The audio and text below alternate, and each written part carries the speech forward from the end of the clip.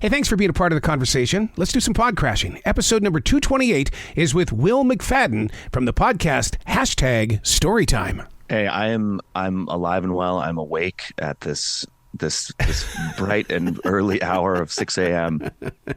See, I say that usually around about 3 o'clock in the morning. I'm awake and we live very different lives. Oh my God, yes. And I'll tell you what, it'll affect you for the rest of your life, because doing morning show radio, I had to be up at 2:45 a.m. And that meant going to bed by 7:30, 8 o'clock at night. Right. And so then you're eating dinner at 3 p.m. Oh yeah, like an old man. Yeah. I really, you hit the grocery store with all the old people. Yeah, you call it supper at that point. Yeah, you do. I got to ask you, with #Storytime, do you find yourself being the silent wolf? In other words, you watch life, you feel things, and you go, "That's got to be a story." I think I'm a pretty loud wolf, actually, because I do find myself retelling a lot of stories and all. Yeah, I think I do look for that content that is part of life. But yeah, I think we all have great stories to share, and they don't need to be, some epic tale that spans years and years. They can be small moments that happen, in 10 seconds where you're fundamentally changed before and after that moment. I think those make great stories. So I think there's every day, I love to, at the end of the night, to go, what was the best story that I had from today? Well, I'll take that. But what I do is I do a defrag journal, and then I defrag the day to find out, okay, well, that was enjoyable. Okay, what did we learn from this? How can we turn this into something that creates more conversation instead of just, hey, what are you up to? Right. Yeah. And that also really helps if you ever get arrested and they're like, where were you the night of January 28th? And you're like, actually, let me show you the timestamp in my defrag journal. Kind of detailed breakdown. My alibi is airtight. You talk about that everybody has a story, but I'm so afraid that a lot of people want to turn it into something that rhymes or has rhythm. And I love me some Taylor Swift, but you don't have to write a song to share your story. No, and some people shouldn't. Yeah. But no, I think as long as there is a beginning, middle, and end to it, and especially the end part, that's the important thing. A lot of people have trouble with editing, and they add a lot of too much. You got to trim the fat to the story. Keep it to what really is necessary. Keep it tight. Keep it lean. And then wrap it up. Leave the audience wanting more, Yeah, I wish somebody would teach Marvel that. But when you go to a Marvel movie and it just keeps going, you go, please, end this thing. There was just an article that came out that Avengers, they cut 45 minutes of Thanos getting the Power Stone. So even what we see, somebody has cut down. Wow. So let's talk reality here. TikTok is under attack, and I really do worry about people like Adam Ray, because Montana said over the weekend that we're done. We're gonna cancel TikTok in this state. Mm-hmm. What about someone like Adam Ray? What is going to be the next reach for people? We I work with a lot of social media talent and a lot of TikTokers. And yeah, it is scary for them because it is a big part of their income. Yes. And, they would be losing a big chunk of their reach and their brand deals. But we always talk to the talent that we work with and, really encourage them to diversify and make sure that they have audiences on as many platforms as possible, because Elon Musk could take over this platform and drive away all the advertisers. Yeah. Mark Zuckerberg could really pivot towards the metaverse, and then we're just stuck there. So, you never know what's going to happen with any of the platforms. But I think the lifespan of any short form video creator, they have to have an exit plan. And a lot of them are really young too, and don't even know what they want to do. They're 16 years old. But I think you can only make TikToks or YouTube videos for so long, and then you have to evolve into what's the next phase of that. I totally get that. Even with podcasting, where we are today versus where I was in 2012 when I discovered this connection, it's like, oh my God, it's two completely different journeys. Yeah. Yeah, it's easy to burn out on it too. Oh my God. Being a creator and and talking into a microphone for hours and hours and hours every day, like it can start to drive you a little crazy. Do you see it differently though? Because you are a storyteller. I mean, I realize it is a microphone, but on the opposite side of this, there are two ears. I don't see a group of ears. I just see two ears. Mm-hmm. Well, yeah, it'd be weird if I had a group of ears. I mean, because it's such a connection to people and with people, and it's like, it's like one of my essential jobs is being in the center of people, and what I do is I listen to their stories, and it's like, oh my God, I now have content. Yeah. I'm a big theater guy. Like I love theater acting. I love being on stage. I love being in a room with real humans. It's the oldest art form we got. It's a shared experience, like you said. It's being in a room of people, and I think that for me that's the best storytelling. But this podcast, that hashtag Storytime, came out of the pandemic where I couldn't get into a room full of people. Mm-hmm. It was very dangerous to be in a room full of people. And that was kind of how this was all birthed, was still to be able to tell each other stories. And these are real anecdotes from people's lives. They're not like made up, fictional stories, but just a way of sharing stories with each other where we couldn't get into, go to a story slam like The Moth or something like that. Yeah, it really was like the old days of my great grandparents where they sat around the radio, because I remember during the lockdown times, we turned off the TV, we would turn down the lights, and we would just listen to podcasts. It was a place of just letting go and letting your imagination have something to hold on to instead of worry. Yeah, I'm a big I love listening to podcasts or audiobooks in the car. That's like my safe space. Mm-hmm. And I'm out in Los Angeles, and most people are driving around full of rage, and I'm like, people are telling me a story right now. Like I'm having a great time. I'm relaxed. I'm chilling, and it keeps me. It's a nice warm blanket on my brain as I sit in bumper to bumper 405 traffic. Yeah, because I talked with Mark and Brian, and they both of them said that the thing that they had during their heyday in Los Angeles was that they had the attention of people for up to 3 hours. And he goes, modern day radio doesn't have that. We may get 5 minutes. And so he is really into podcasting because you do have the attention for a longer period of time. Yeah, it's kind of the opposite of TikTok, where the attention span is there. People are really dedicated to sitting down and listening to a nice long chunk of content.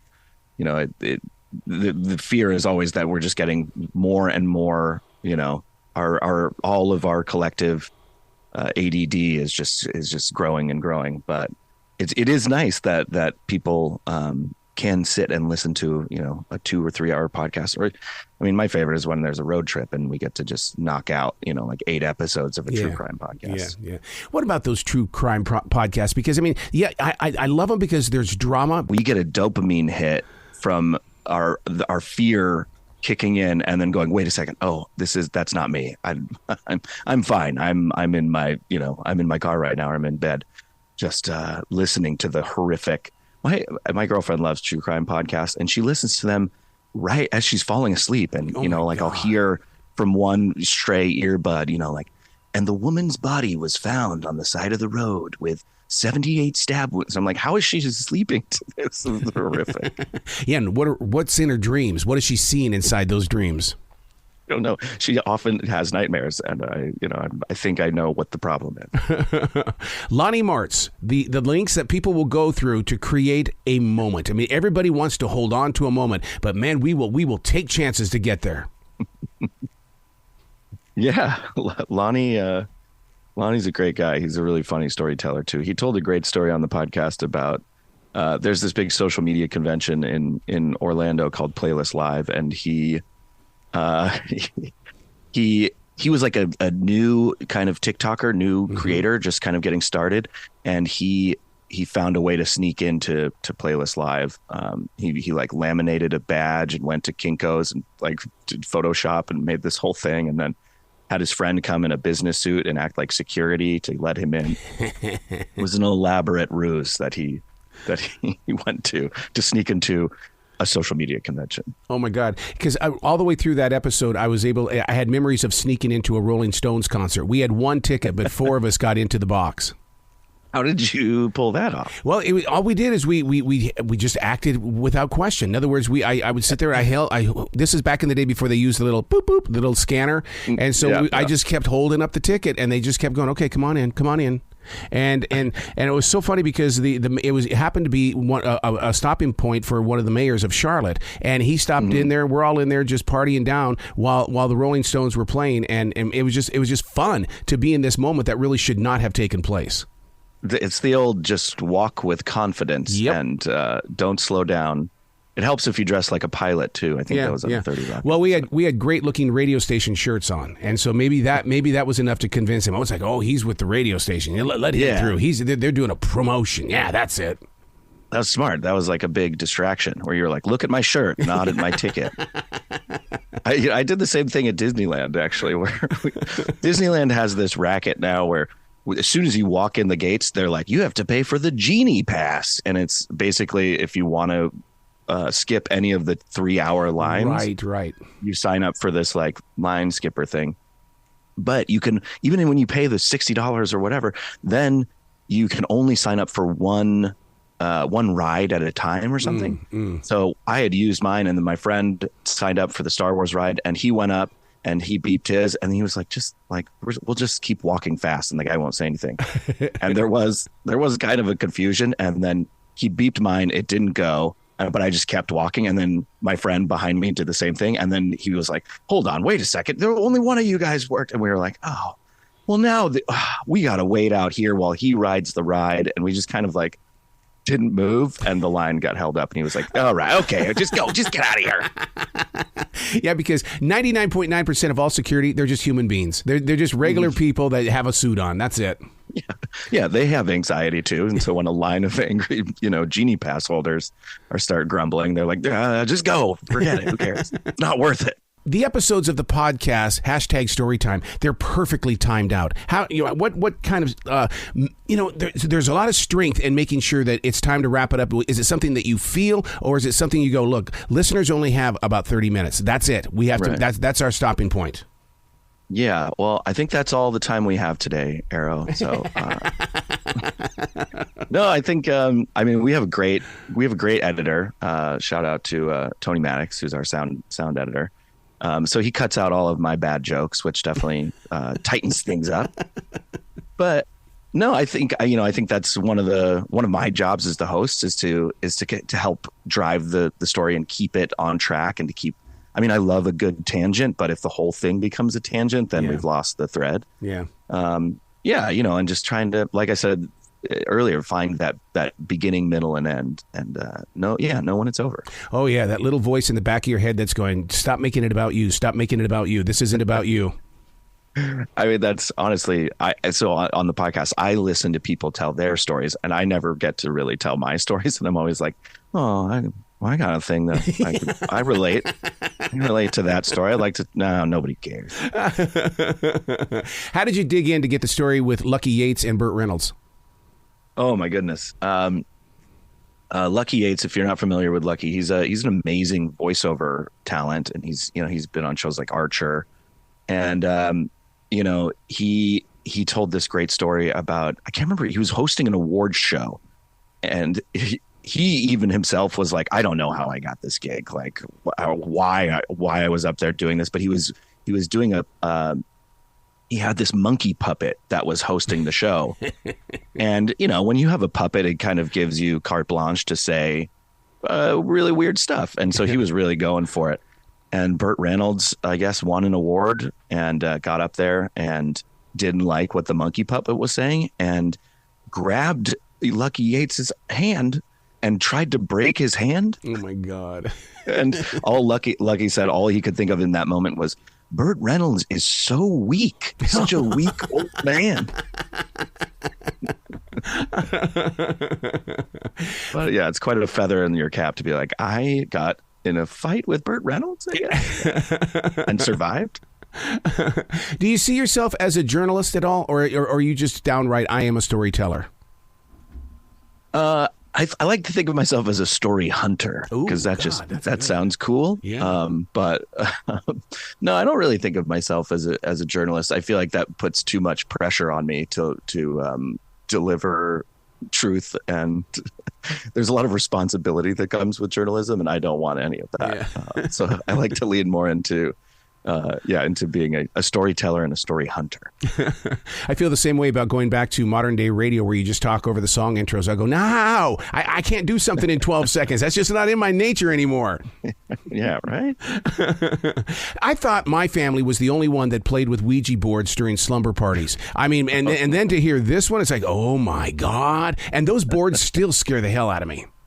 They're not allowed in my house. My mom at a young age was like, don't open gateways to other realms. That's right. I was like, yeah, Mom, that makes sense. I guess I'll heed that. But yeah, you have that in common with McCall Marabella, who told the story about, I think she was 16 and she had like a Ouija board party at her parents' house. And she invited a ghost in, a ghost child, which are the worst types of ghosts because they're the creepiest. And then, I guess it's normal in Ouija board practice where you're supposed to ask the ghost to leave after talking with them. She didn't do that, and she just ended the session. So the ghost stayed, and now her parents' house is haunted. I totally believe that. Dude, I burn sage inside this studio all the time because I believe I brought something into this world I wasn't supposed to, and it will not go home. What was it? I believe because I study Native American spirituality. I went to a sacred ground that's about 4 miles from here where they lived underneath the rocks, and it's still very visible, and it's a monument now. And I believe that I went there with my writing, and I basically befriended this spirit. And so I said, entity. Yeah, be my guide, be my spiritual leader. And so sometimes I feel like I'm getting knocked upside the head where he's going, hey, that's not the way we do things. Yeah. Well, yeah. I mean, I wish I had one of those. They're available. All you got to do is open your heart, buddy. They're there. Because I always envision Russell Crowe with Beautiful Mind, with the people that were walking beside him. Only he could see them, yeah. And I think that we're all like that. But you've just got to learn to recognize it. Right. Yeah. Or be schizophrenic. That helps too. For listeners, how often do you update the podcast? Well, first of all, I love the idea that you have so many up there that you give people the variety. But the problem is I'm the one that has to start at the very beginning because I think it's a transition. Start at the beginning, which is on the bottom, and make your way to the top. Started at the bottom, now we're here, to quote Drizzy Drake. It's really funny, actually, if you start at the beginning of the podcast because it's changed so much. Yes. We were really doing a kind of a more narrative and I was playing a little more of a character early on where I was this kind of loser who lived in my mom's basement. And I would also kind of go on the journey of the stories. We used to have multiple stories in an episode. Now we tend to focus on one story.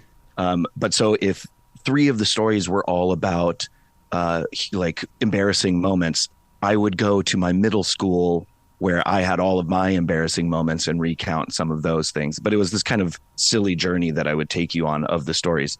But as you know, doing that every week for a podcast is hard. Yes. So we had to kind of streamline and it became more of a straight up interview style storytelling podcast. So it is very funny if you start at the beginning because the podcast evolves and changes to the format that it is now, which is something that we can produce weekly and upload. We're doing new episodes every Wednesday with a guest, and then every once in a while we sprinkle in an episode with my best friends / producers who I pay, Jason and Daniela, and we tend to find great stories on Reddit. Yes. And we pick a theme and then we do a Reddit read episode. So we actually just recorded one yesterday, and it was all about music festivals and Coachella, because Coachella first weekend just happened. So we thought it'd be fun to hear some horror stories from music festivals. Wow. Will, you got to come back to this show anytime in the future. I love having a conversation with you.